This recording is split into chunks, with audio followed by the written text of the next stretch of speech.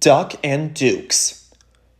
"But I keep telling you," said Duck, "there are no dukes. They were fine and stately, but they've all been scrapped." Peter Sam goggled in horror. "This is dreadful," he wailed.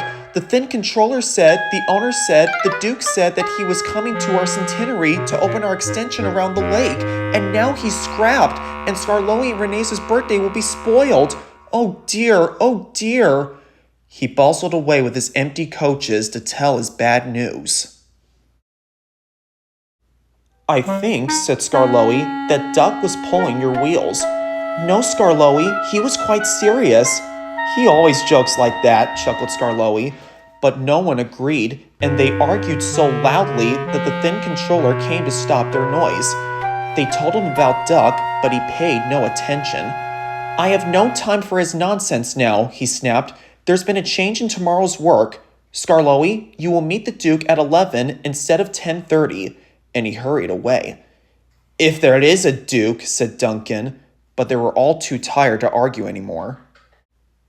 They spent a gloomy night, but cheered up next morning when the cleaners greeted the birthday engines with an all-metal band. Drivers and firemen joined in, and even the thin controller banged a metal plate as loudly as anyone. The engines punctuated the music with their whistles.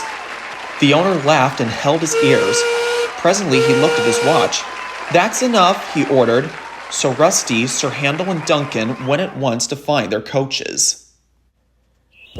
Visitors crowded the big station. They wanted to go to places along the line to watch the celebrations. Peter Sam and Rheneas had carefully practiced their parts. Passengers and Agnes, Ruth, Lucy, Jemima, and Beatrice all wore clothes of 1865.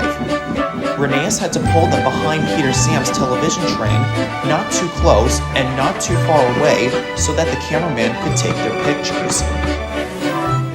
Visitors waved as they went by, and at last they reached the special sidings near the extension, where they settled down to wait.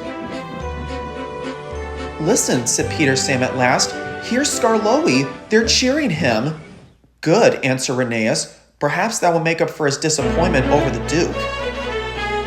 Skarloey wasn't disappointed at all. "I've brought the Duke! I've brought the Duke! I've brought the Duke!" he puffed, and triumphantly came to a stand between the two trains.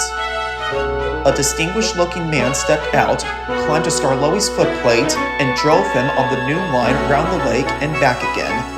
Then, standing on Skarloey's front buffer beam, he said, "Ladies and gentlemen and engines, I have pleasure in declaring your lovely lakeside loop line now open." Peter Sam could bear it no longer. "Excuse me, Sir Duke," he burst out. "Are you real?" There was a shocked silence. The Duke smiled. "Skarloey said you've been listening to Duck," he answered. "Duck thinks Dukes were Great Western engines, but Dukes are really people, and I am happy to assure you, Peter Sam, that I am a real live Duke." "I'll give Duck Dukes," muttered Peter Sam, but he was sternly hushed. The Duke turned to the owner. "I congratulate you, sir, on your remarkable railway. It must be a record indeed to have 2 locomotives in regular service and both 100 years old. Long life then, and good running to Skarloey and Rheneas, your famous old engines." The cheering and clapping died away. "Speech!" shouted someone, and the crowd was taken up. "Go on, Rheneas," whispered the owner. So rather nervously, the old engine began.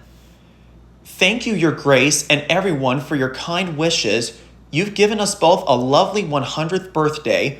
But your grace, Skarloey and I aren't the only record engines. We've got twin brothers.